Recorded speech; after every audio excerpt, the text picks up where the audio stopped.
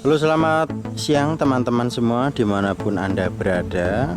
Kembali lagi bersama saya Gus Yunus Wahyu Nugroho.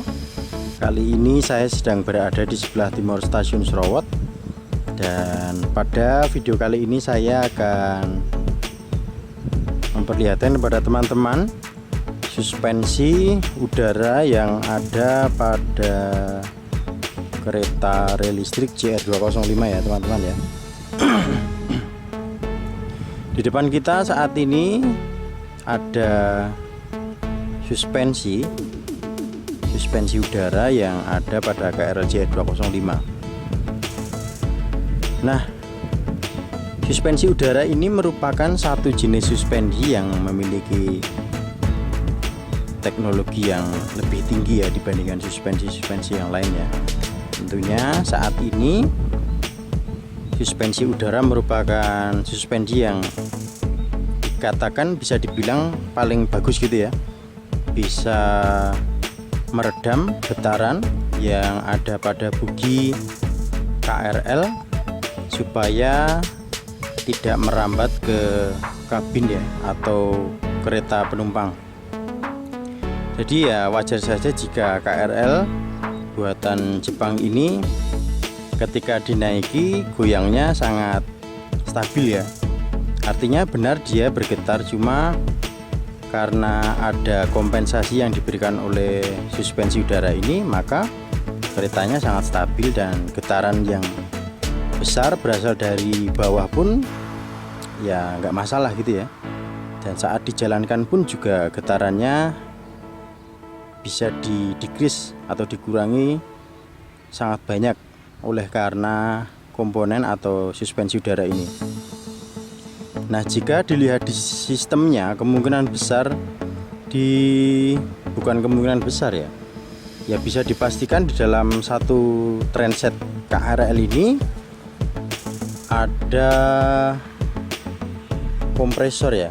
Jika kita bisa melihat di sana ada kompresor. Nah, kompresor ini sendiri berfungsi untuk membuat tekanan udara ya.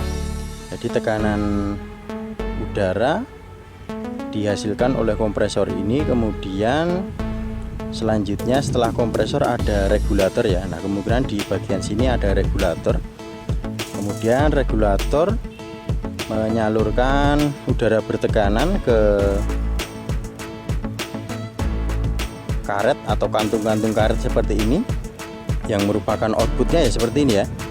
Dari valve solenoid dialirkan menuju ke kantung-kantung suspensi seperti ini menggunakan kemungkinan besar merupakan solenoid valve ya. Artinya ada satu solenoid elektrik gitu, dia bisa digunakan untuk menyuplai secara elektrik, menyuplai kantung-kantung suspensi udara seperti ini dengan menggunakan katup solenoid atau solenoid valve. Ini bahannya merupakan karet ya teman-teman ya. Bahannya karet dan di dalamnya terdapat udara bertekanan. Udara bertekanan tinggi tentunya yang menjadi kompensator getaran dari bogi ke kereta atau kabin penumpang. Cara kerjanya ya otomatis tentu saja karet ini karena di dalamnya ada udara bertekanan tinggi dan karet ini lentur, maka getaran yang dihasilkan dari bogi yang berjalan di atas rel, kalau relnya tidak stabil ya pasti getarannya tinggi gitu ya. Apalagi melewati wesel gitu, rel yang jelek akan membuat boginya dapat menghasilkan getaran lebih besar. Nah, supaya getaran tidak sampai ke kabin penumpang, supaya penumpang nyaman ya tentu saja karet ini yang berisi udara bertekanan tinggi ini akan mengurangi getaran yang terjadi. Nah, teknologi seperti ini sudah banyak digunakan ya, berhubung karena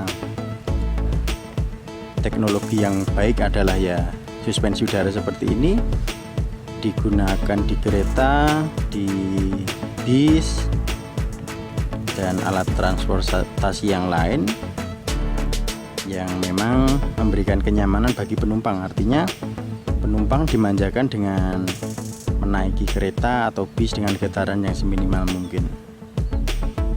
Dia karet bertekanan tinggi. Jadi kalau nanti teman-teman menaiki KRL JR ini ya, rasakan betapa stabilnya ya.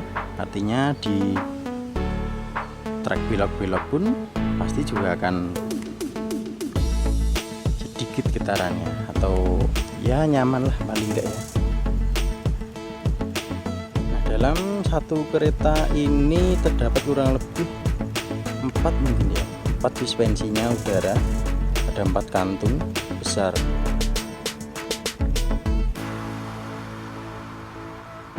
Jadi untuk total satu transit 4 SF ini ya 4 kali 4 ya, ada 16 kantung.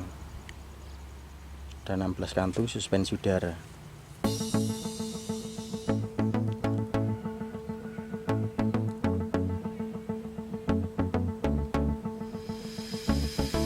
Jadi isinya bukan angin ya teman-teman ya, melainkan tekanan udara.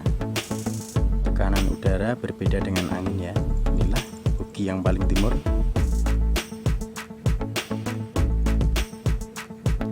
Terdapat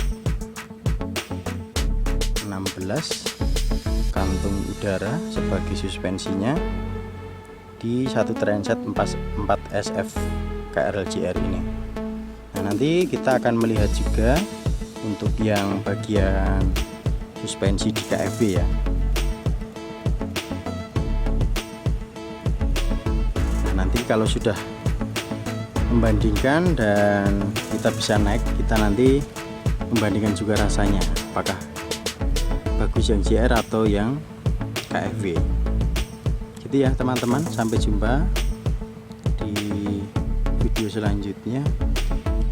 Terima kasih, tetap jaga kesehatan.